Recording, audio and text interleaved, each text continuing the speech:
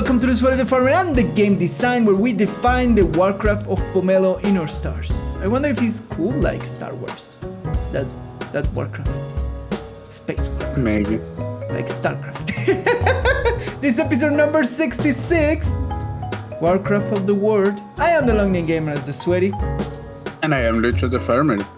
Thanks for joining us on this episode. This week we helped you earn your Valor and race your heart to the finish line. Oh my god, it's all about love, my friend. Love the finish line, and we're gonna help you get in there. But before we start our discussion, a disclaimer: discussion here is based on our own opinions and our own in-game experience. Everything we say, do, or signal here is up for debate.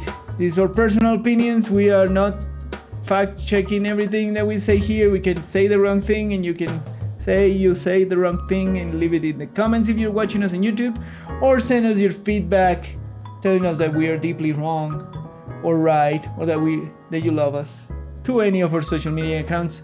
So on the docket we have helping players in general, or in this case for the example in Warframe. Valor points are back in World of Warcraft, and finally how to tank 101. 101. How to be a good tank. How to take it on the chest. Like a good tank. Like a good tank. So, helping players, my friend. What is the cue of this? I saw the thingy, and I was like, oh, yeah. The thingy and the thingy. Yeah.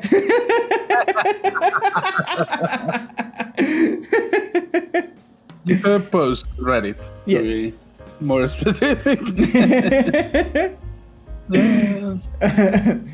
So, yeah. What about this? People need help in general. People do need help, especially in Warframe. Yes. So we time and time again have talked about new player experiences and that sort of stuff here in the podcast. But the community takes a big part on that new player experience in some of the games, right? Yes. Where you always find it's happened. Like, I don't know stuff about World of Warcraft, and in comes Lucho and tells me like, you could do X or Y, or anybody of the guild community tell me like, oh yeah, you can go and talk to this person and do this, and I'm like, what? Seriously? I think it happened recently with a vendor. It's like, I'm missing these legendary powers, and he was like, there is some vendors in there. I'm like, really? Yeah. And he was like, yes. Oh yeah, with the reputation vendors of the vendors. Yeah. And I was like, they're here in Noribus? I thought I had to go and scour them somewhere in the zones. And he was like, no. So that sort of stuff, for a new player, quote unquote. But those are the sort of stuff that the game doesn't make 100% clear when you're playing it in a new experience. Yes. Right? And that's when the part of the community comes in and tells you, oh yeah, you should do X or Y, or I recommend you to check this content video, or blah blah blah. It's also because the game assumes that you have certain experience with the game itself. Yeah. So that, like, to your example of the vendors, like, it is the usual thing to have, for example, in World of Warcraft. Yeah. Like reputation vendors in the main city. Really? Or I mean, if it is, for the most part, it's kind of expected. Fair enough. So people don't have like people don't have to tell, there are vendors here, just like what people look for. But I will consider myself still a relatively new player to World of Warcraft. I will say that. I've been playing for a year, but I still consider myself a relatively new player. No, but that's what I'm saying. That's knowledge that the game assumes from the player. All right. Yeah. Or like that's the usual, I guess, modus operandi of the game. That kind of thing. Yeah. That we have reputations because we always have reputations, so we must have reputation value. Of course. And usually the main city hub is the first place to look for. There we go. I didn't know that, so. Yeah, no. It's not your fault. Yeah. I'm not saying it's your fault. I'm saying it is an example of when the game assumes that you have some experience with the game. Yeah, fair enough. Because it's what they consider basic, I guess. Yeah. Like the standard approach for playing. Now in this example of Warframe. Warframe, yeah. So the problem generally is that he basically find a wall of progression, but in the wrong place. I don't know if it is in the wrong place. So it is weird because generally, like, and I was thinking we were discussing this at some point. It's like, yeah, the main progress of Warframe is just open the star system and then you look at the open spaces. But he apparently started to progress in one of the open spaces, in Fortuna to be exact, and he found kind of a difficulty wall because those open spaces are designed that with the mindset that experienced players will get there, or like with some level of progression. I think especially Fortuna, for when it came out, was okay. Let's read it. For example, when Plains of Eidolons came out, it was designed with content for any type of player in mind. Yeah. So you have all this. You had the Eidolons to hunt, which was clearly aimed for in-game players, I guess, correct, or like experienced players. And you had all these bounties / reputation that you can shoot through basically at any point in the game. Yeah, fair enough. You might struggle with the harder bounties, but those are like level 50, 60 enemies. And if you're newish, you're gonna struggle with that level of enemies until you have a better idea on how to build, how to counter those type of specific enemies. Yep, correct. Fortuna was definitely designed, even though it has the same bounty system. Yeah. Most of the things in Fortuna were designed for more experienced players, and they came out since basically Plains of Eidolon get a lot of flack for being too noob friendly. Yeah. When Fortuna came out, they were more upfront saying, this was not designed for new players. Players. So Fortuna as an open world, it's a lot more unforgiving. Like the enemies are just harder. They have a lot of new, like, specific enemies that you only deal with in Fortuna that you have to be better prepared for. So and then it has this whole how is it called? What? Like this awareness system that you can raise. That you start getting more and more enemies and more difficult enemies. The awareness system that you can raise. It's not called that, but it's like the more enemies that you kill, you raise the level of enemies that they drop on you. And the type of enemy. I don't know how that system is called. I don't know what it's called. Like, does it have a name? It's a GTA-like thing. Yeah? Yeah, it's like a escalating system. Yeah. Just escalates your enemies, yeah. whatever it's called. Yeah. But yeah, it's those kind of things were not make Fortuna less new player friendly than playing some. Fair enough, yeah. And Deimos is again back in that it's more aimed to that like middle of progression kind of player. Interesting. Because the world content is not super hard. Yeah. And to be fair, what's the name? Infested are not the hardest faction to fight in the game. Fair enough. But some of the enemies in Deimos are very unforgiving and hit like trucks. Correct. Yeah.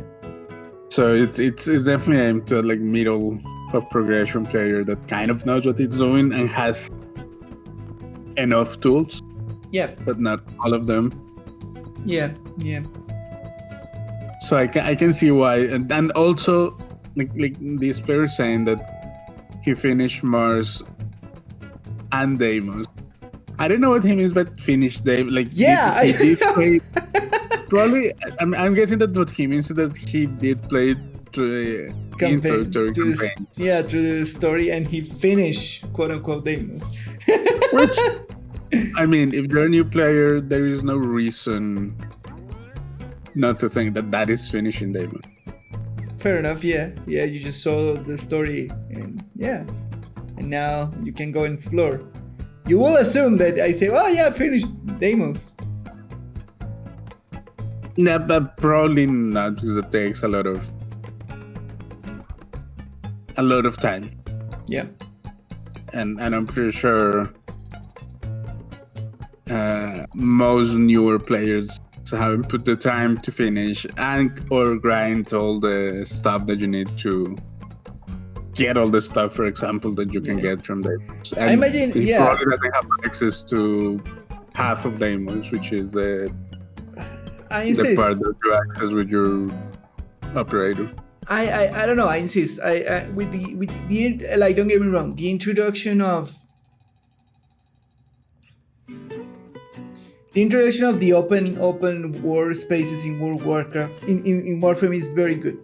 It's very cool, right? But I wonder if it models the very clear linear path that you had at the beginning for progression. Like to begin with, like Warframe is very, very known for having a bad player experience, a bad new player experience when you get lost on points and you don't know exactly where is the axis of progression that you have to take. And it has a bunch of side content for that. It has like a bunch of YouTube videos and a bunch of guides and blah blah blah, what you should do in Warframe as a new player. But that inside the game does not exist. So now with the introduction of the open worlds is that make him more model, because you open at this planet and then suddenly you have this big zone with a bunch of activities and stuff. You're like, oh well, should I keep progressing to the star system? But this is fun what I'm doing here in the open space. But that the things like the open spaces on Warframe doesn't give you as a good progression as the star chart system, because behind the star chart system there's a bunch of power system locked behind. So I'm talking about like progressing the main quest. I'm talking about like opening the proper operator. About opening the better mods, the way to get like forma and potatoes and that sort of stuff, right? All that is blocked behind progressing the overall star system. Yes. Yeah. So with the intro and what people won't realize is that open worlds won't give you that kind of progression. Yeah, but I don't even know if as a new player you know that. Yeah, you don't know is this. The progression. I'm talking about like this is a problem because in models, like it's definitely a problem. Yeah, because in the past when you didn't have any of these open spaces, you just go through the star system, and at the end of the star system you are kind of powerful and can do majority. of the content.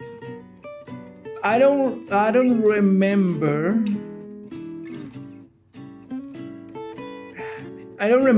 But I don't remember if we at some point hit a wall like this in our progression. Like this? Yeah. No, we certainly were hitting a difficulty wall at some point throughout the progression where we felt like the enemies were way more stronger than us. Yes. But not like, I don't think like this. Yeah. We feel of course the progression difficulty, but we never felt that it was impossible unless we dedicate a lot of time in grinding stuff.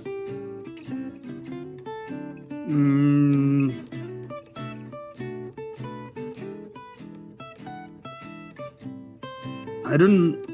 Maybe we did. I don't know. I do remember that at some point we knew that we needed to farm mods and. Yeah, we went to the old place to farm mods. And to farm.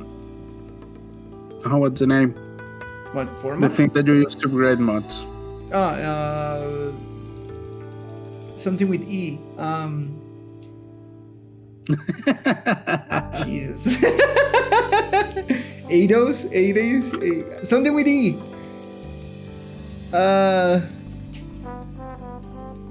Come on. It's like a dust kind of thing. You get it when you get from dismantling mods. You get it, and then you need credits. Yes, I know you need credits. What I'm trying to think of. Endo. There you go. Something we did. There you go. I was close. We did at some point farm Endo and credits to upgrade the mods. Yes. To upgrade the mods. We at some point dedicate ourselves, but that was kind of at the end of the Not really of the starter system. I feel like it was like almost when we were just trying to unlock the last things of the starter system. Right? I don't think so. It was not that at the end as you believe. As I think it is. I don't know. We did well. We were gonna make a note, and we did closely follow like guides on YouTube and that sort of stuff to know exactly where to go. Right? You did that.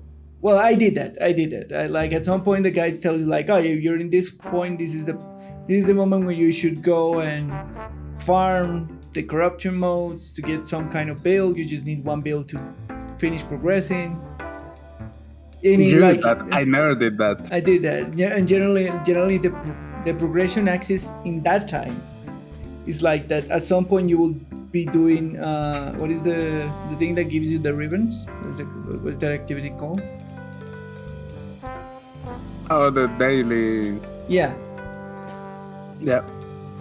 So which was at the point the highest kind of content that you could do when we were progressing through the game, and all the guides were like to set you up so you can have one frame with kind of an end build that could do that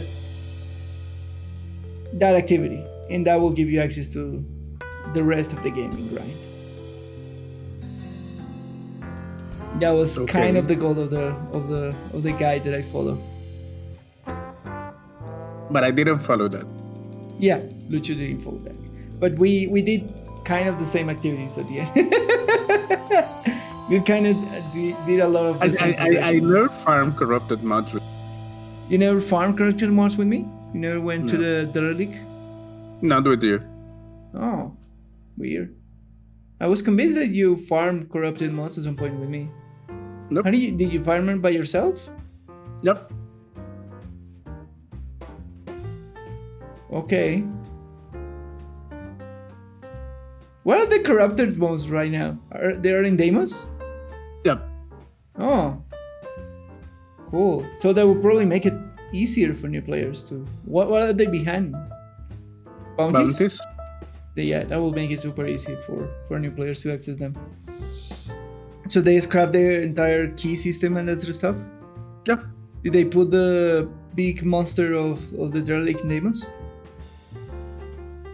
Yeah, it's in not in Deimos, the open world, but like in the Deimos zone that has some missions. Like so it has the derelict missions. Yeah. They're right there. Like the missions are there. Ooh. The assassination missions are there. Ooh, nice. I forgot what I was gonna say next. I don't even know where were you going with your idea. Me neither. so You were rambling about something. And I was rambling. Why do you let me go so far, Lucho? Anyway, so I don't know where you're going with what you were saying. So the thing is, like, I generally follow a guide to know where to go in Warframe in general when I was doing this kind of progression as a new player. But even if I didn't follow a guide, the concept of just opening the star system would be enough to give me a guide of where I have to progress to. And what do I have to get in terms of power will be more smoothly. With the open worlds, it's been a little bit more weird. I wonder if at what point this player considered to ask somebody like, I'm having this problem beyond this post, of course, and let somebody else in the community help him to progress. And at what point is responsibility of the community help new players progress through the game, and at what point is responsibility of the developer? Warframe has clearly put most of that burden in the community. Yeah, kind of on purpose. Should we have like, I don't know, like recommended that, or like you should have this kind of amount of things? Like the access of progression in Warframe is really weird because we don't have a level. We do have a level, but the level doesn't mean what you think it means. The MR system doesn't mean what you think it means. It's not a thing. So I was thinking like, oh, maybe just put in certain options like, oh, you need X MR, which there's some activities that have that requirement. To have certain. Everything has that requirement. What? Everything has that requirement. Yeah, so it has like, you have to have a minimum of MR. But that doesn't mean that you have the power to do the it just means that you progress enough and level up stuff. You have enough items. It's like, yeah, but you can make an argument that you can only progress to certain levels of MR if you know more or less how to play the game. Yeah, you can make that. Collecting a lot of stuff requires you, for example, to have a clan or to be part of a clan, or to know about reputations, because a lot of blueprints are behind reputation. Correct. Yeah, correct. So, but it doesn't require us to have a proper build for a frame or the correct power to do the activity. That's the problem, right? A lot of MR is plugged behind junctions. Yeah. So you should be able to clear the planet. Okay. So do we have to have more MR? Like, so this like, my question is like, was this particular? I don't know. Warframe is so hard to try to define what the power in this game actually means. Should we gate this kind of content behind some kind of MR requirements if it's that hard for new players? I'm talking about like the open worlds. You could, but you shouldn't. All right. Because it is a selling point of the game. Of course. So but these kind of brick walls incentivize people on actually progress. That's the other problem, right? I mean, that's it. Like this person is looking for help. like this person, he's not completely drawn away from the game. Yeah. So I don't know. Yeah.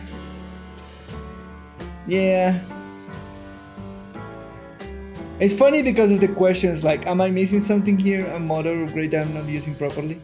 And the problem, like, to answer the questions like, no, you have to go through the star chart and look for a build for Excalibur that what you're using, and check how those side systems, like how Forma works, the importance of corrupted modes, what modes you should be looking in your weapons and in your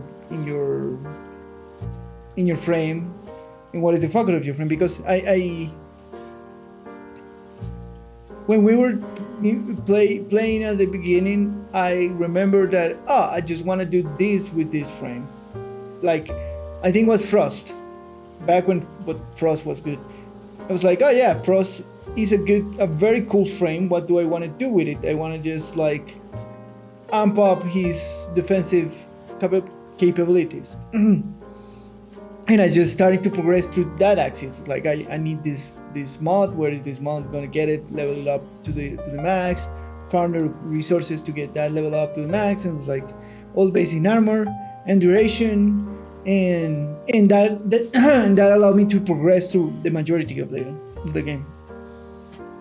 So is that kind of guidance what this player is lacking? Is like, look at your frame, what you actually want to do with it. This is the axis that you have to progress. Go and farm and look for X and Y, and then come back to this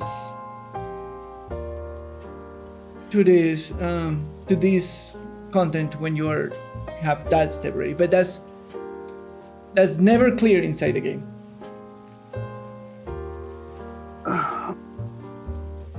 But because the question that I'm trying to answer here is like, what is causing this problem beyond the obvious, which is like Warframe is bad at teaching players how to progress in the game. The cause is it's very simple. Just open worlds are not designed for new players. Yeah. But the game doesn't restrict the access to them because it has lore, it has quests that are appealing and a selling point of the game. So they are not gonna restrict those. Correct. Yeah. Because if you get into a game, like if they launch Fortuna, and people get into a game because they wanna play Fortuna. Yeah, and you're gonna restrict them. It's just bad business. That's all it is. But should you restrict parts of it? Like you cannot restrict everything, but you should restrict parts of it. Which is it is restricted in the sense that you cannot complete it. Okay. it is like you don't have to make it unplayable to make it restricted. Fair enough. It is. All right. You can go there and try. Yeah. It's gonna stomp you in the face. Yeah. So maybe just it is a very subtle hint. You are not prepared, but I know that leaves a bad taste. Like you're just getting stumped by the content. Yeah. Kind of with no explanation whatsoever. Yeah, it's like what? So it feels like you're doing something wrong. Yeah. And not that game. That's a way of restricting the content. You're getting destroyed by the content. Yeah, you're right. You're right. It is definitely a restriction. I wonder if this is happening more and more now that open worlds are in Warframe. That people getting lost in their progression axis. I don't think more or less. I just think that it is not helping. Correct. It is not helping for and like I don't know, the in general the Warframe community is super helpful. They are. with this kind of thing. They definitely are, and they are always very aware of the limitations the game has with respect to guiding players. Yeah, and they just like guide to the elemental mod combinations. It's like, oh yeah, this is more stronger in these situations and that sort of stuff. That's the other part of it. And the mod system in Warframe is complex. Yeah. That's what I say about it. Yeah, it is. It is complex, but I don't know. It's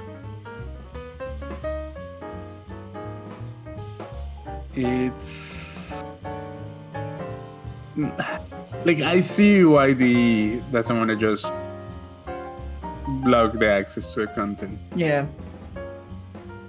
and they are definitely trying to this content is stamping you in the face. Yeah. I don't know if it's like, take a hint. Take a hint. You're not prepared. You're not prepared. Exactly. Yeah, and I think the overall thing is like always help new players if you can. Like if somebody has a question or like somebody's not sure about it, always help them. Oh, the Warframe community is very good at that. Yeah. To be honest.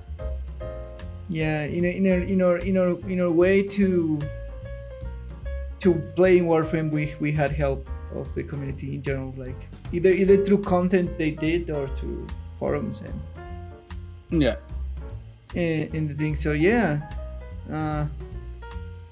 be nice and help new players, because that will only make the game better. Right? It definitely makes the experience more enjoyable for everyone. Yeah, cool. Anything else about this topic, my friend?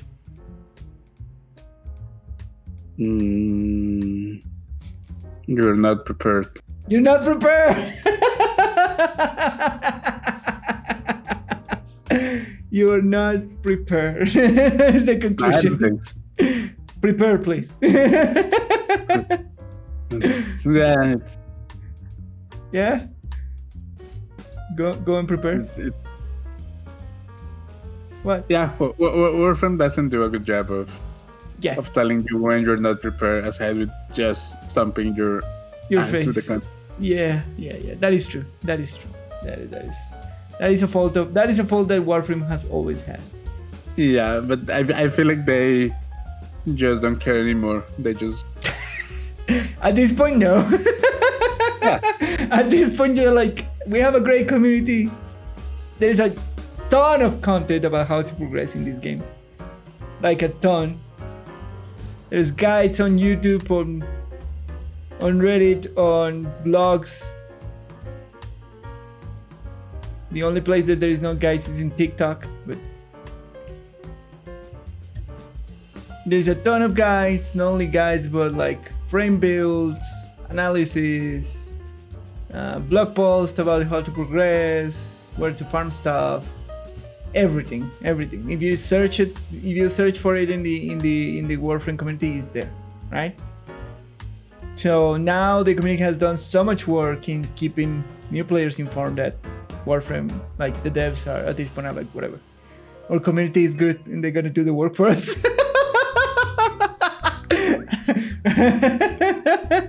Right? If it works. If it works, yeah, exactly. All right. Our next topic is Valor points in World of Warcraft are coming back. So we have a big discussion about what it will be to fix like the progression system in Mythic Plus. It didn't feel unrewarding enough. We say like, oh, maybe just give us a little bit more anima, and that for us will be good enough. They did. Which they did. So how do you feel now? Before we start, how do you feel now that they're giving you more anima? Oh, that's awesome. Yeah, you feel better. I cool. can update my things faster. Yeah, I'm very happy. Yeah. Okay. So we're very happy with the anime. Now, I was listening this morning to a dude talking about the pace of progress. Right? Okay.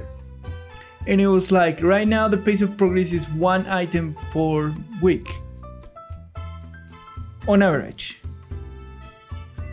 Right? It depends on the stage of the game that you are. On average, you're getting 1 piece of upgrade per week. If you are like caught up with the game, yes. Yes.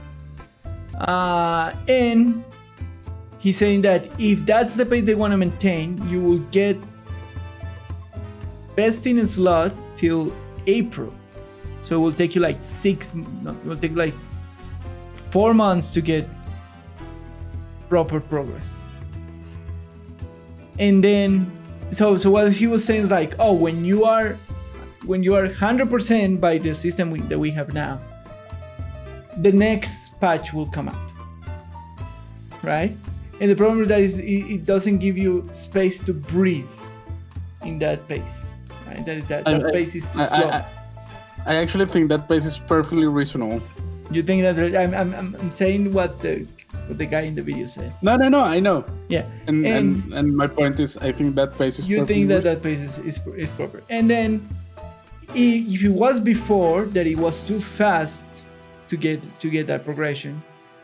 If with the current thing now, if we put the loot drops from before, you will get too fast in that progression. We'll get in 2 months, you'll get best in slot, and you still have a lot of expansion to go. So what he proposes, it was like the middle ground, when you get 1.5 items per week of progression, and that will give you a month of a space between the two big patches of you like getting better drops or of getting or farming sockets for the slot that you have, etc. He was proposing that. So what changes are actually Blizzard doing for the loot quote unquote problem that everybody says that it feels too slow? That yes, the gear is good, the gear that you get is significant, but the progression of that loot is too slow. Getting to the item level that you want with that loot is too slow. That's the issue. So they're doing a bunch of things in the PTR right now. In general. Yeah. So we have Valor points, and the system of Valor points is, at the end of each mythic run, you get the Valor points. Like you get what is the PvP points name? Conquest points. Yeah, but the difference is like you won't have a mythic vendor. What will happen is like you can upgrade whatever piece of mythic gear you get, either from the vault or from the actual drop in the dungeon. Yeah. Right. So that means that they're not giving you a piece extra. They're just letting you upgrade the item level piece. Yes. Yeah, that's one of the change. And the other change that they announced yesterday, like 2 days ago, was they're gonna increase the drop chance in the raid by 33%. Yeah, okay, but that's separated from this. Yes. It has nothing to do with this. Yes. So, how do you feel about this system? This is just another chore to complete. Because Valor points there's gonna be a weekly cap. Correct. So it's just another bar that you need to fill. That if you are not filling, you're wasting your time in the game. How long do you think it's gonna take you to fill the bar? I will be happy if it takes me 5 dungeons to fill the bar. I will assume that it will take you 10. You will assume that it will take you 10 same as the vault? Of course. Okay. And the other thing that I forgot to mention. The other thing yeah. If it takes if it is faster to cap, then the vault loses kind of its purpose. if it's easier to cap than the vault. But no, because capping doing the vault thing still is worth it, because the Valor point are not gonna give you loot. No, but you can upgrade what you have. So who cares if you don't get anything from the vault? How much mythic dungeon loot do you have on you? On my tune? Yeah. I think most of it, except for like 4 pieces. Most Or of it is 5 mythic. I think I can check. Because right now I have a ring that is come from the vault but is mythic. The weapons, they're both from mythic that come from the vault. Okay, but even if it comes from the vault, it can be upgraded. What is your question? Where are you going with this question? There was there wasn't a question. It was like I was gonna explain something else, but You asked me something. What was the point of that question? just to know if this is a real path of progress beyond getting how fast do you get mythic plus gear overall, compared to PvP or raiding gear? A lot more, right? You get a lot more mythic gear than anything else. That's why I'm asking you. How many pieces of raid do you have? I have 3. I have 4 pieces of raid gear. Of raid gear. Yeah. Even if he coming from the vault, right? Even if they came from the vault, I have 4 pieces of raiding gear. Okay. So this definitely will bump us. If this system will bump our item of course a lot more. Of course, because I can, and that's what I'm saying. Imagine that you don't like the message that the game is telling you right now is that the ideal scenario to play is that you complete 10 mythic plus dungeons a week. That'll give you the most options to choose from. Let's say that you have the amount of dungeons that you need to run to cap Valor thing is less than 10. Is 5, for example. Yep. Which will mean since I can upgrade my gear, it doesn't matter that I don't get new gear. I can just go run Mythic Zeros, get the gear that I want, and just keep upgrading that gear. You know what I mean? You can do Mythic Zeros. So there is no there is no real incentive to you may open 1 or 2 slots, or maybe just 1, because you may get lucky. Yeah, but the question is how fast, even if you cap that bar, how fast can you upgrade? That is the other question that we don't know. If you can if you can upgrade to the max. Well, first of all, you have to run certain difficulty of dungeons to unlock the upgrades. So you have to do all 5. Oh yeah, but that's fairly easy. Like completing all 5s. That give you 207. Sure. Yeah. Complete 10s will give you 213. All 10s. That's from there is relatively easy. And then complete all 15s will give you 220. Yeah. So I think the average player will get to 213. Probably, right? So the question is, how fast can you, even if you go and do Mythic Zeros and get the loot that you want, all from Mythic Plus, how fast, the question is, how fast will you be able to upgrade a piece to the maximum cap that you have? I would guess that the upgrade rate is gonna be similar to a PvP upgrade rate. Which is what, 1 piece per week? More or less 1 piece per week to max level, to a max upgrade place that you can take. All right. That doesn't sound that bad. 1 piece per week. Even in the ideal scenario. That is I know that it doesn't sound bad. I'm just saying that it's pulling in a different direction than what the Great Vault is trying to accomplish. Like the Great Ball rewards you for playing as much as you can at the highest level that you can. Yeah, that is true. Yeah.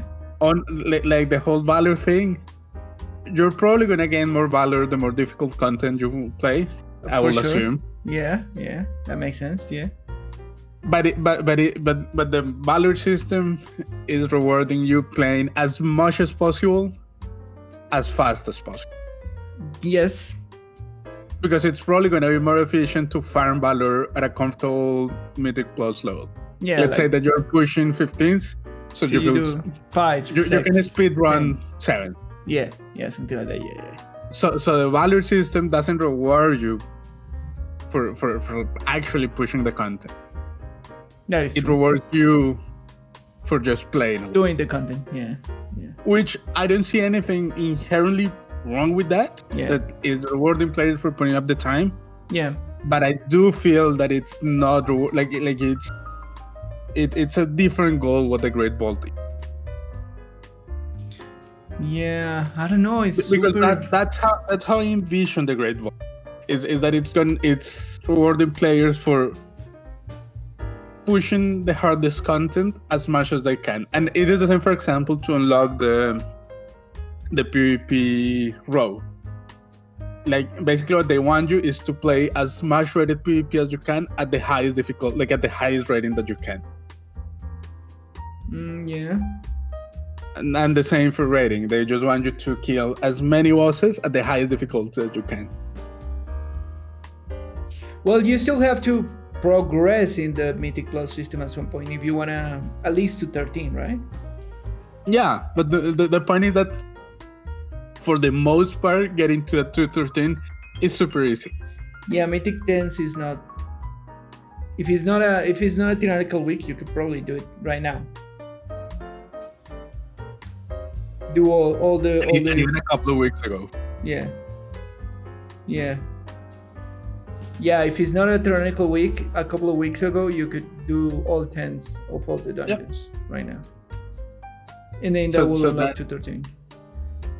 Yeah, the thing is like, how fast is the acquisition of loot in Mythic dungeons?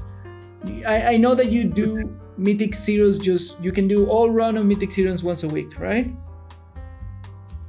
And get loot, yeah. Yeah, right.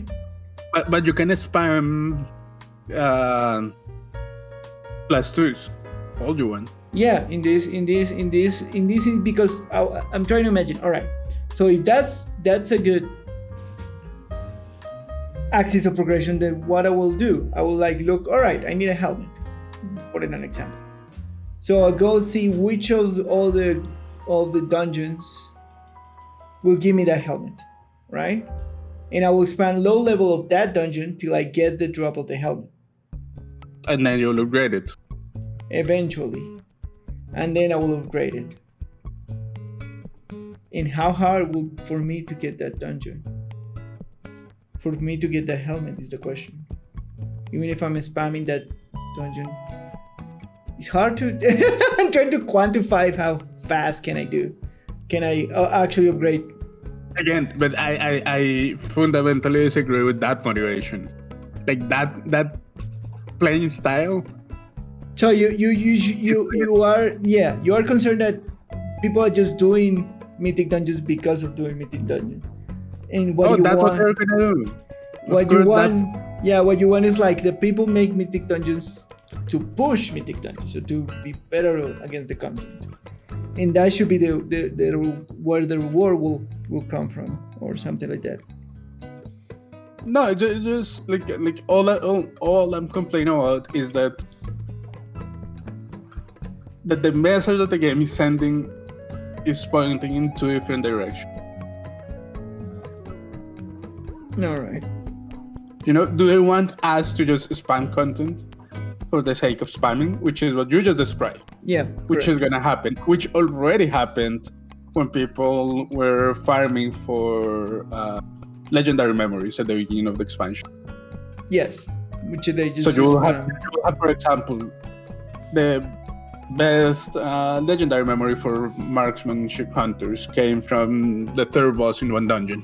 Yeah. So they will do hunter-only runs of spamming Mythic Zeros or normal until it drops from that. Or heroic, yeah, from that, yeah.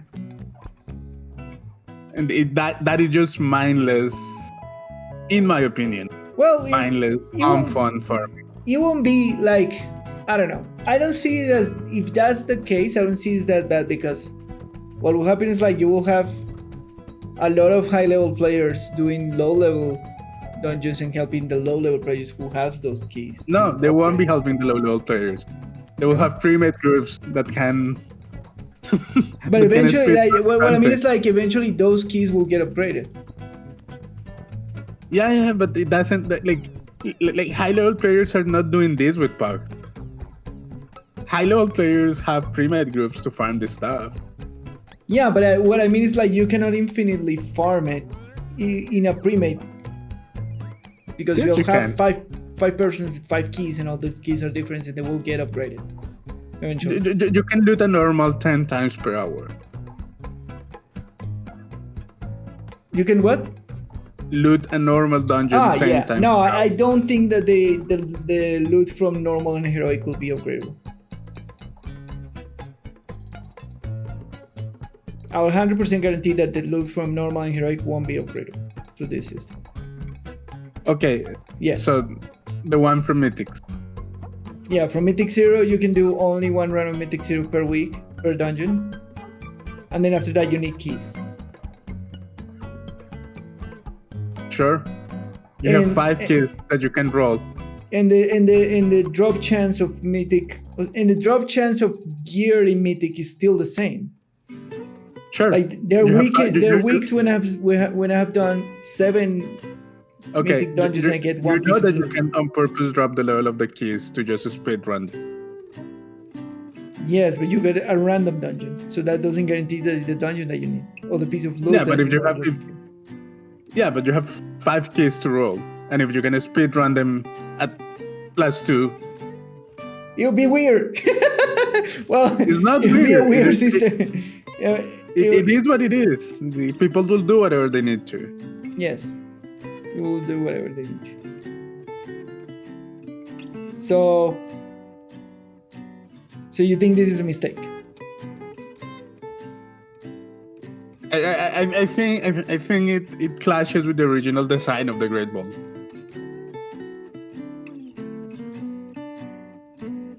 And is not building upon that design. It is just a side path for the problem. Okay.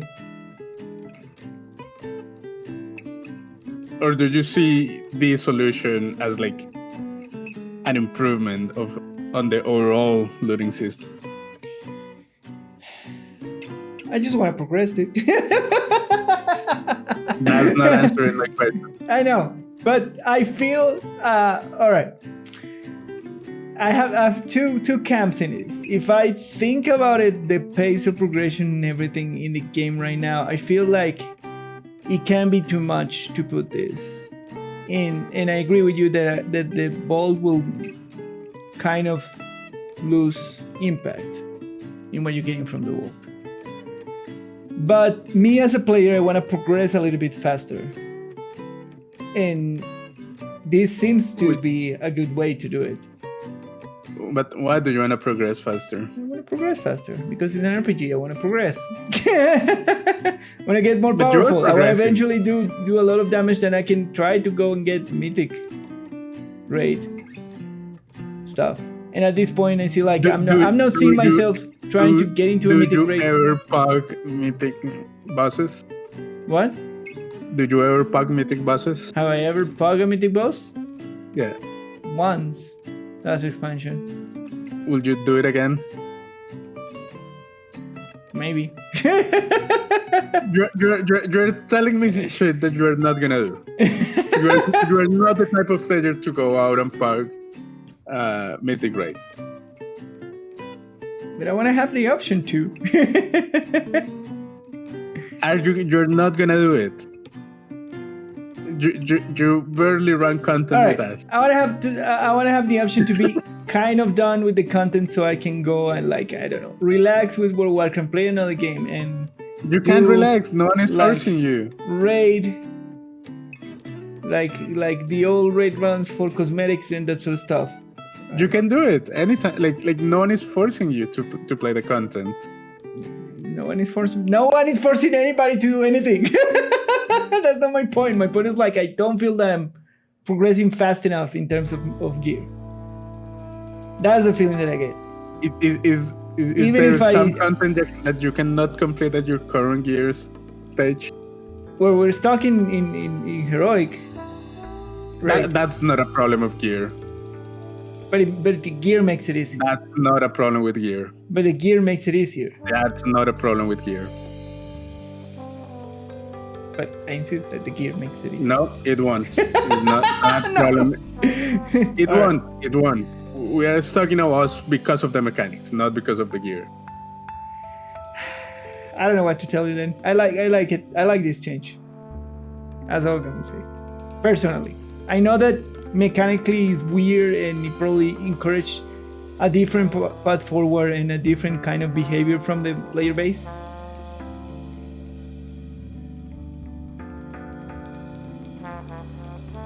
I like big numbers and feeling powerful, so what do you want me to tell you?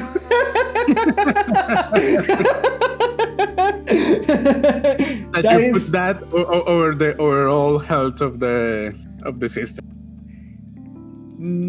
I say no, it probably won't break it. That's what you're saying to me.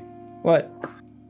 That you prefer that you put your own power fantasy or the overall health of the system. Personally, yes. As a game designer, no. That is two different things. Like personally, me as a player, of course. As a game designer, no. It probably won't break the system, but it won't make it better.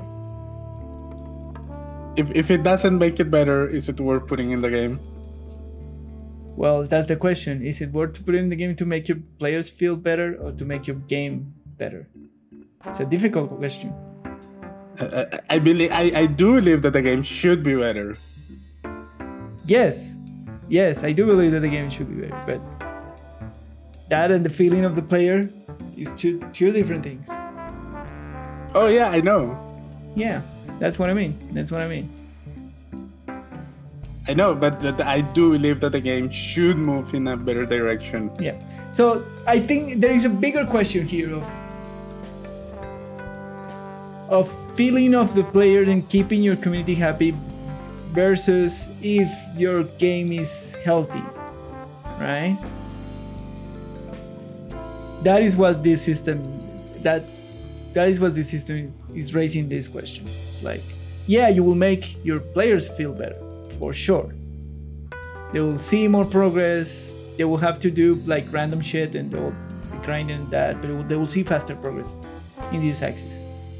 And that will make overall your players feel better. Not everybody's gonna like infinitely grind this because not all the player base has a lot of time. But if they go into a game that they do 4 dungeons weekly, which is the estimate that we see in general, 5 dungeons weekly, they will get a little bit of Valor point. They can upgrade one of the pieces of the next week. They can upgrade one of the pieces of loot that they already have there. And the other caveat is that these won't last for all the seasons. They will reset each season, which is fair.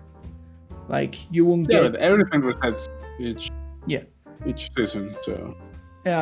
Which is nice because the idea of like, oh yeah, you get this piece of raid gear in first season and they will last you the entire expansion is ridiculous. So this system will reset each season. So if we think in the average player will be much happier with this system. I don't know about that. I think it will be much happier in this system. Even if they don't cap it because they don't have the time, they will get currency bi-weekly to level up one piece of gear at least. If they do like 4 or 5 dungeons per week. And that will make it like, oh, I have another axis of progress, and that would make them feel a little bit better because they're progressing a little bit faster. even if it's not super fast. I If don't- I it's don't healthy see- for the game, it's another question. Like, But probably not. I don't see the necessity of progressing fast.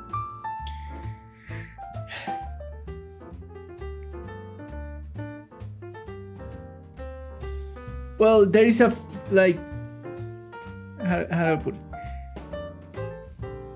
Not everybody has that rewarding progression sensation from the same places that you do or I do, right?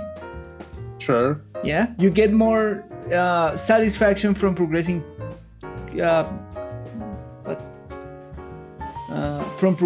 from finishing tasks in the game, that progressing in terms of gear and loot or on power. But I get more satisfaction from progressing from power than doing tasks in the game, right? So that's the axis. Like, you, to the players that care about seeing more progression in their What do you loot, want the power for? to feel powerful, dude, to hit harder. I don't see you pushing keys. It doesn't matter. If you don't get the point. It's a thing about feeling. It's not a thing about utility. No, but that's like you're telling me you want to be more powerful. For what reason in the game? For Just what reason do you want to be more powerful? To hit harder, to be more powerful, to feel, to make Yeah, the but content World of a little bit Warcraft has easier. never been a power fantasy. What? World of Warcraft has never been a power fantasy. But it's still an RPG. Not all RPGs are power fantasies. The majority of all are, because they have progression that's systems. Not true. Yes. You know that's not true. Yes. when you put an RPG system of progression, you hope that you get to some point when you can feel super powerful whatever you're doing if you invest enough time. Is Dark Souls an RPG?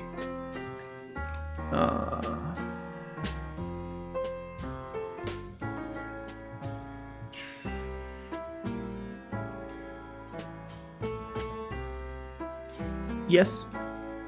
Is it a power fantasy? It can be. But that's not what the game is saying. No. Like the selling point of that RPG is not the power fantasy. Correct. It's the struggle. It's the same with Monster Hunter. Monster Hunter is not selling a power fantasy. Correct. And those are RPGs. But Again, you can get World to of that Warcraft- point. But the point is, that's not the point. The point is, like, you can get Listen to that to me. point. All right. Again, World of Warcraft is not selling a power fantasy. Yes. So what is the point of just getting more powerful fast if it is not a power fantasy? If it is a power fantasy, go for it. That's the Warframe thing. It is a power fantasy. Who cares? Yeah. But that's not the selling point. No, correct. But the systems So then- allow you to get to that point. Yeah, The you should RPG get at that systems point. will allow you to At get the there. end of the patch.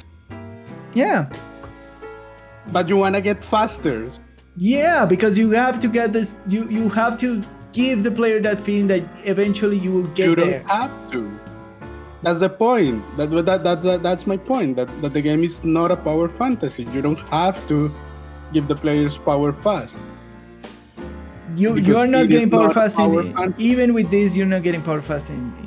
It's a You're thing getting about it progression. fast. It's a thing about satisfying progression. That not everybody gets satisfaction by progressing in the same axis that everybody does. And one of the axes that the game is not giving you satisfaction progression is gear. It's clear for the community. That's the feeling of the community. That in that axis the game is not giving you enough satisfaction or progression.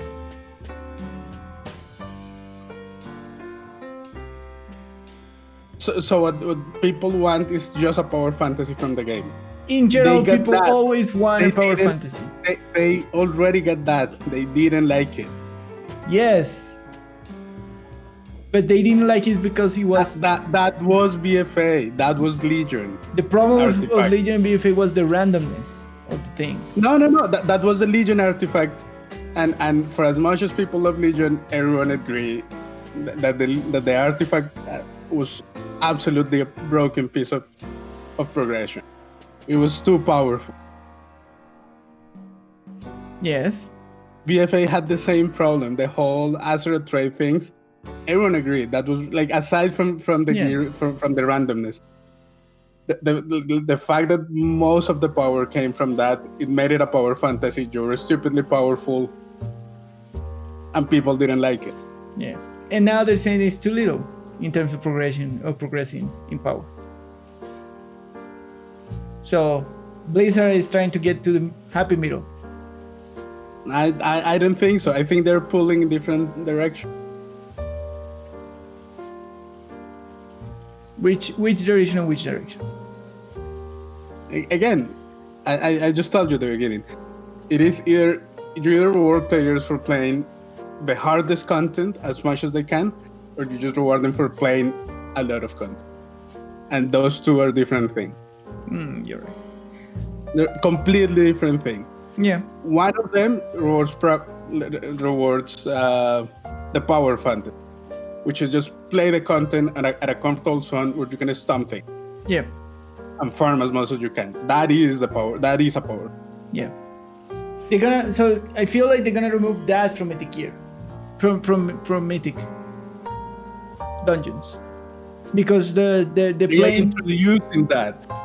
Because playing the hardest content to get the best gear is still in the raids. Yeah, but even with this progression system. But raid, PvP, and Mythic dungeons are completely separate progression systems. Yes. So then they are sending different messages to different parts of the game. Yeah. It makes no sense at all.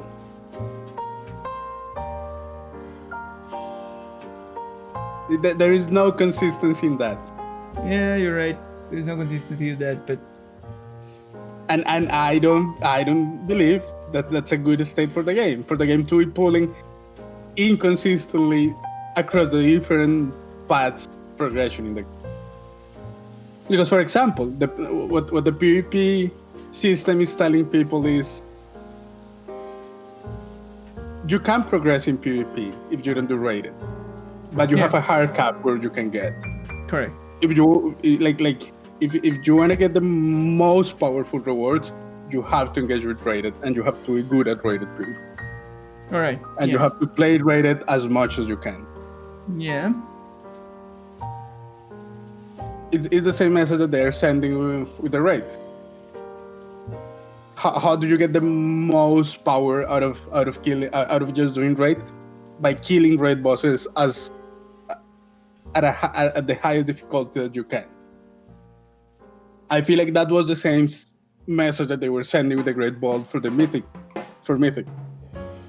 It's just that this Valor system is taking that specific path into a different direction that is inconsistent with the rest of the game. Okay. So you don't think that the caps on the Valor system are enough to keep that axis consistent? No, because all the cap does is that it makes it. I mean the cap in difficulty, like every dungeon in 10s, every dungeon in 15s. Oh no, but that's okay. What they're saying, first of all, the dungeon in 10s is only one dungeon. Only one dungeon? I thought it was all the dungeons. No, the Keystone Conqueror is only one dungeon. No, complete all Shadowlands Season 1 dungeons and Mythic level 10 or higher. You're right. No, that's fairly easy to complete. All, and the same for the Keystone Master. All Keystone Master, yeah. On 15s. Conqueror is super easy to complete. All 10s? Yes. Yeah. How hard is to do 15s then? All 15s. If you have a dedicated team, it's not that hard. So if your worry is that you're not sending the message that you should do the hardest content to get the highest reward under this system, will you make it better to upgrade the cap to put Keystone Master in 20s then?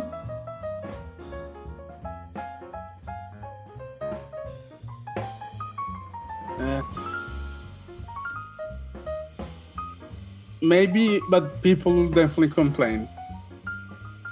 That what? Because that's too much. So it's one or the other. You're gonna have them both. They will complain. It will complain, but that will fix it. That will help this system. It's like now you have to do 20s to get to 20. It will help it for me in the sense that it will always be slower than the grand ball, and it becomes more of a catch-up system. But that's not what people want. Would that make more sense for me? Yes, it will make more sense for me. Okay. So you promise with the message that the system is sending, not with the system. Of course. Itself. Yeah. I mean, with the system as well. Like if I don't like the message that the system is sending, I have a problem with the system. Yeah, fair enough. So you cannot disconnect those two.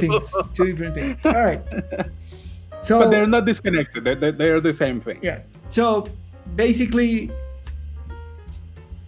it will be better if like the 2.7 ceiling will be in.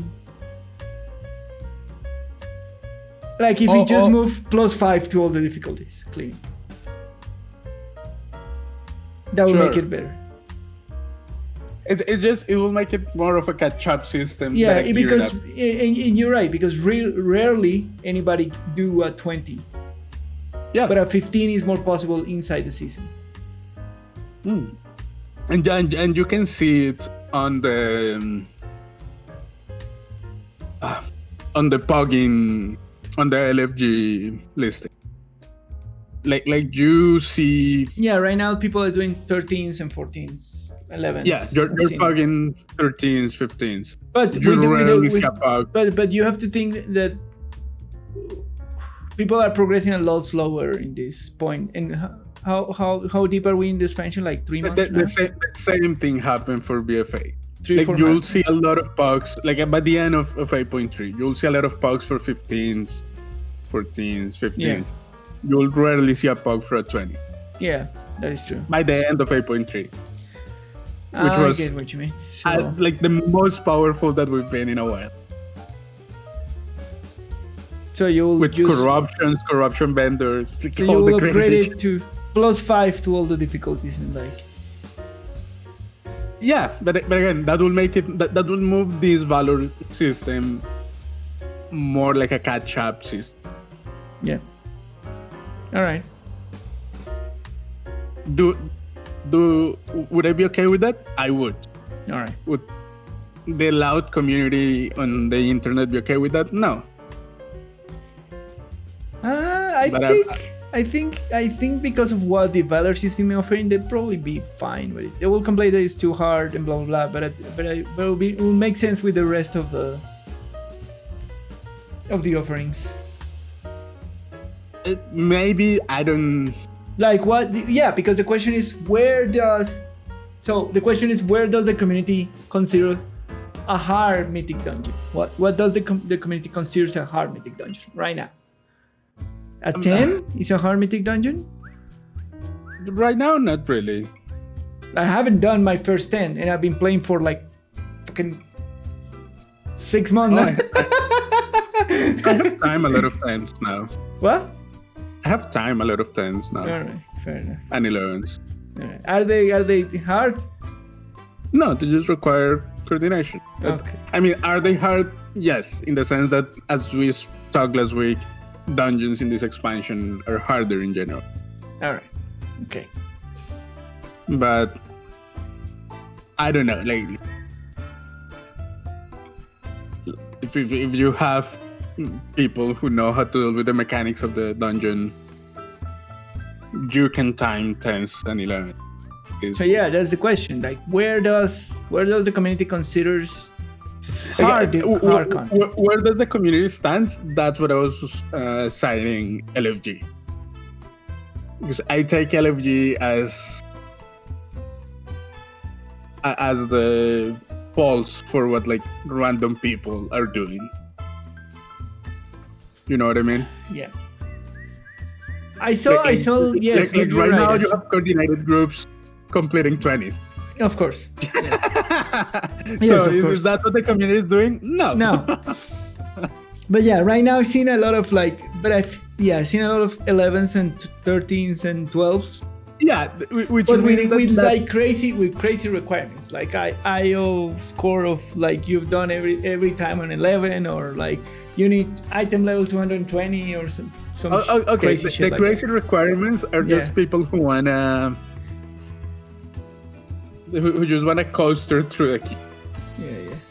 But if most offerings in LFG are for around 10s, 11s, 12s, that means that's kind of the level where you feel comfortable pogging. Yeah. That with little to no coordination, you have good confidence that you can complete it.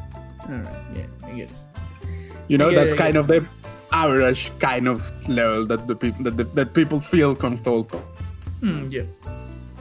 12s and 13s. Yeah, that's definitely at this point in the expansion is going to require more coordination for you to get through. So we get into what pogging 10s is easier in theory, right now. It's comfortable, like you feel like you can trust random people enough so they more or less know what they're doing at that level. Yep.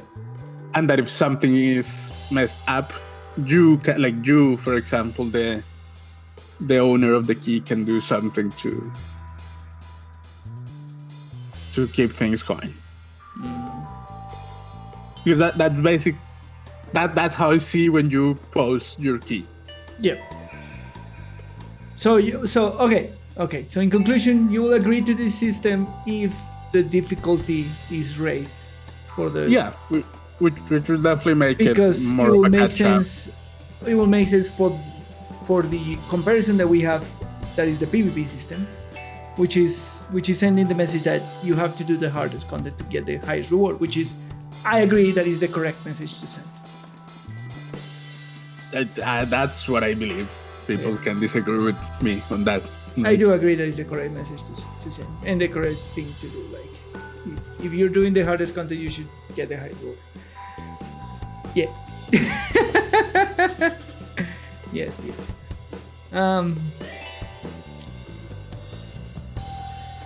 Well, let's see how the PTR will give the feed. Will you give feedback to Blizzard then? Well, the PTRs are. This is not final changes, no? No, this is the first. This is the first version of this. Yeah. And since this means a huge change for giving up in the game. Yeah. So it still can happen where you say they will adjust some of either the Valor. It could. I don't see it happening. I don't know. Either the difficulty or the rate that Valor drops or whatever axis that makes this system feels fair. Yeah, like all the things in this can change. Yeah. Do I see this becoming harsher? I don't see it. All right, fair enough. Because yeah, I feel like this change is, again, Blizzard just letting the community twist their arm and into doing whatever the community wants.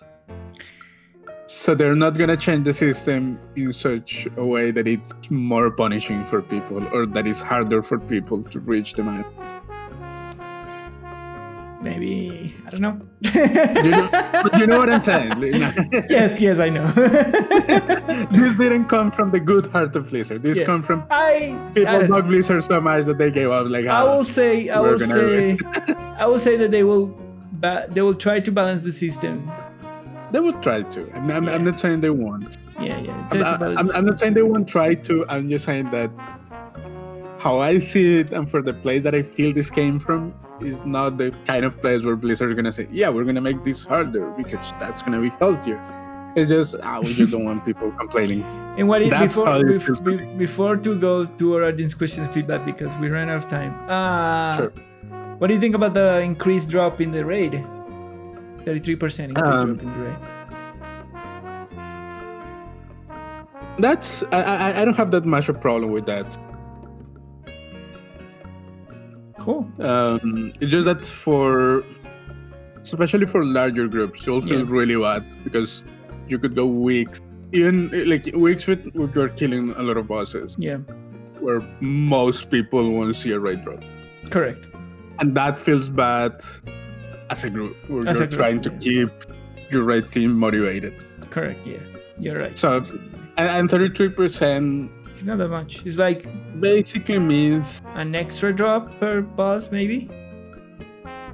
It basically means that, for example, if you're clearing the whole raid in a week, yeah, you're getting 3 more drops. That's nothing. I mean, that is something. That is something. It is. That's what I'm saying. It's a small change, but it can help. Make it feel better. Absolutely. I would agree. Absolutely. Because you can go weeks without getting any drops, and that can be tough. Correct. Especially for raiding, because it's just that Mythic Plus and raiding, they work at different pace. You can, in a sense, spam as many Mythic Plus keys as you can. Yeah, compared to raids, you cannot spam raids. But raiding, for most people, like if you're pugging, you're sitting for hours in queues. Correct. So you're not getting that many bosses killed. Yep. And if you're in a raiding guild, you usually have a couple of weeks of progression per night. And if you're in progression, like Cass, for example, you may have weeks where we don't get any kills. Correct. Because we're hard stuck at one boss. Correct. So. All right. So let's see how this system progresses and the changes on the PTR. The changes on the PTR are looking all cool. They're balancing some covenant and classes and legendaries that feel that they're underused, which is nice. Oh yeah. I'm glad they didn't do that before, to be honest. Yeah. I agree with you. I think it's fine. I think it's fine, but the pace that they're doing changes and the way they're managing the hotfixes and the philosophy that they're displaying in this thing. Have you noticed that they have released like a lot of changes, a lot of small balancing changes this week? Yeah, in the classes. I think it's very cool. Yeah, in the classes, in the dungeons. But for the content itself. Yeah, for the content. Also. Yeah. Which I think that's something that they never did before. Like at the pace that they have been doing it now. Being that nimble, like they always been doing like changes bi-weekly or weekly. Almost weekly. Like the last 4 weeks, we have had changes to buff dungeons, dungeon difficulties, classes, which it feels really good. And yes, I agree. I like it. I liked it that they are more nimble as a team. I'm liking the approach that they're taking to balancing the game, at least with these little like changes. Nothing worth shattering, just like small, which is what the game needs. Like if a dungeons have too much problem, be nimble for you to turn it down.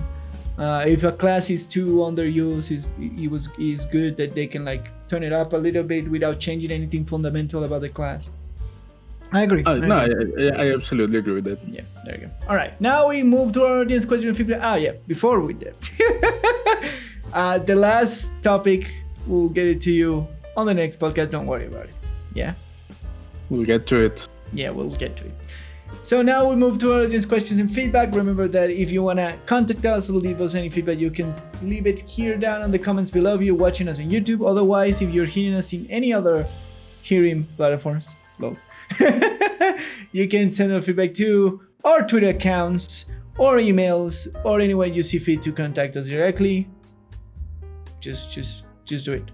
Just do it. So, the first question of this week is, what are you the most hyped for the incoming BlizzCon? Hi. Yeah. What do you... 9.1. 9.1? The new raid? Yeah. Are they going to reveal the new raid? Yeah. I'm most hyped for seeing the progress in Diablo 4. I actually want to see how doing the progress in Diablo 4. I'm kind of disappointed with Overwatch right now, so I'm not expecting anything from Overwatch. Just feel sad and disappointed of that team. I don't think they have anything. Yeah, me neither. But yeah, I'm hyped. I have foreseen the new raid for the new patch. And they may not reveal it, but they may hint at it. Ooh. Which is always interesting. Yeah. And of course the progress in Diablo 4. Diablo 4, yeah. I'm not that hyped because I don't know if they have that much new progress. They are revamping the proposed item system supposedly, and we have we will have the update in this BlizzCon, technically speaking. I know that, but that is not, even though it's the core of the game, it's not the type of reveal that hypes people, you know? Yeah, I know. For me, that's my hype, my personal hype. Yeah, but that's not like... No, it's not for everybody. Yeah. I just don't think they have anything really to show for Diablo 4. Yeah, they probably, the rumor is that they probably reveal a new class. That could be. Yeah. That still doesn't feel enough. Yeah. To warrant any hype. Yeah. Yeah, for this BlizzCon, we're gonna have one of those like quiet kind of BlizzCon, I imagine. I don't know if they're gonna like say what Project Fenway is all about. No, they never do that. Yeah, they never do that. And I don't think they're gonna like announce any new franchise or anything like that. Either. The schedule doesn't seem to have the space for that. Yeah, it doesn't. So. It doesn't have occult panels or like as usually you see in the past BlizzCon that they have like an unnamed panel or an unnamed space or like unscheduled blocks. Unless they have something to announce on the reveal on the launch ceremony. Yeah. Which will be very surprising. Yeah. I don't see any big reveals coming this BlizzCon. Me neither. We don't see any reveals. So I'm hyped for the thesis of the new WoW patch and the progress, for me personally, the progress of Diablo 4. All right, and our second question of the week is, what do you consider a good free-to-play game and why does Destiny 2 sucks at it? Warframe is a good free-to-play game. Yeah, there you go. Path of Exile is a very good free-to-play game. Absolutely complex, absolutely nice. What else? Dauntless is a good free-to-play game. Dauntless is a good free-to-play game for sure. Yeah, absolutely recommend Dauntless. Why does Destiny suck? Because they never went full free-to-play. Yeah, they never embraced the free-to-play model. Yeah, the big philosophy of giving content and just... It's not the philosophy of giving content. It's just like the free-to-play model is very microtransaction heavy and very cosmetic heavy. Yeah, so they have like battle passes. So they like, the funny thing is like they adopt the places, but they didn't do it properly. Like if Destiny was gonna go free to play, they will never charge for expansion to start with. They will be feeding themselves from the battle pass system, which every game has now, and from a more robust cosmetic, and that will absolutely pushes them to expand their cosmetic offerings. That means like from emotes, from armor cosmetic, weapon cosmetic, like everything, ships, sparrows, everything that you can imagine that can be customized in the game will be customized in the game, right? But they haven't even been able to do the freaking armor cosmetic, which is ridiculous at this point. Right? And why did they say it? Yeah, well, they are taking so long to do a freaking armor cosmetic with the opportunities of monetization. That side of the business are very. I mean that's what most free-to-play games. Yeah, and don't get me wrong, the free-to-play games give you free cosmetic options to get. They give you a little taste of they give you a little taste, which is fine. But they make the bulk of their money from selling cosmetics. Correct. That is no secret. No secret at all. Yeah. So what they felt, because they didn't do that, they don't have the infrastructure to support it on the game. Yeah. Because the game was not supposed to be that, and when they transitioned, they took this half-ass. Correct, half-ass bad. Model, so, yeah, because when they transition, they should do that. Just straight away open every single avenue of cosmetic customization, every single one.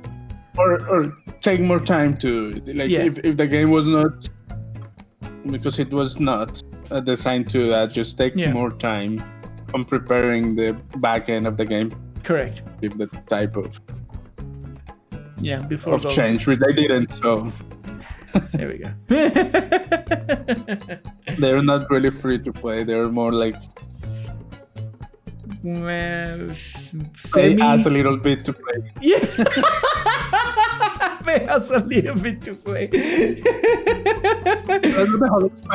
what the whole season is. Yeah, pay us a little bit to play. Pay us like $20-$30 to pay. But we don't want to do like a subscription model, because no. Exactly. Even if a subscription model will probably give them enough revenue to actually do what they want to do. But no. Yeah. It's like take a lane, Destiny. Take a lane. Right? That's where they failed. Yeah. Even you go full WoW with subscription and pay expansions as Final Fantasy, Elder Scrolls, and every single thing. It's a proven model. Which is fine, which is fine. It's fine. Or don't, and go full free to play and actually do the legwork to go free to play. They super lukewarm, man. Yep. All right, my friend, that's it. We screaming at the internet, man. That's all for this week's episode. Once again, thanks for tuning into The Sweaty, the Farmer, and the Game Design. My name is Lucho, and you can find me on Twitter at @LuchoPolanco. And I am The Lone Name Gamer, and you can find me on Twitter at The Lone Name Gamer. Don't forget to share, like, subscribe, click the notification bell, click the like button, click all the things around our content, except the close button. Do everything social that helps us to keep this content for you guys. Give us all the feedback that you want. How do you think that the show can be better? That will help us infinitely. We take every feedback that we can. We love you all. For all of you that are still supporting us and still here with us, we love you. Yeah, I hope you enjoy the content. See you next time. Bye. Bye.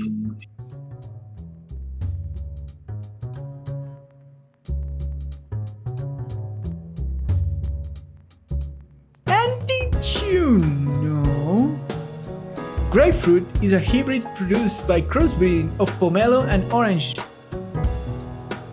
Tangelo is a hybrid produced by crossbreeding pomelo and tangerine. So pomelo has just been hoarded around in the fruit world. Crossed with everything. Leaves of pomelo tree and rind of fruit are boiled and used for ritual cleansing of the body and protection against evil spirits in China.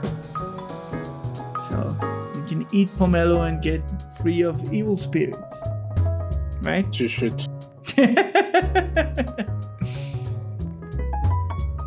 Pomelo is an excellent source of vitamin C and A, dietary fibers, and minerals such as potassium, iron, and calcium.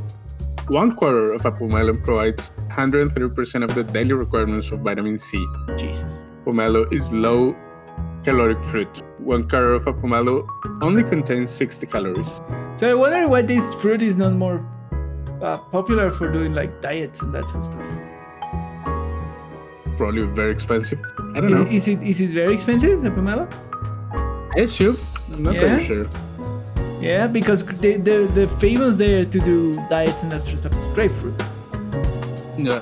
Which is a mix of pomelo and orange. So why is not the original pomelo? Maybe is it difficult to grow? It could be. Have you had a pomelo? Yeah. Yeah, they're like similar to tangerines, but like they have a thicker skin.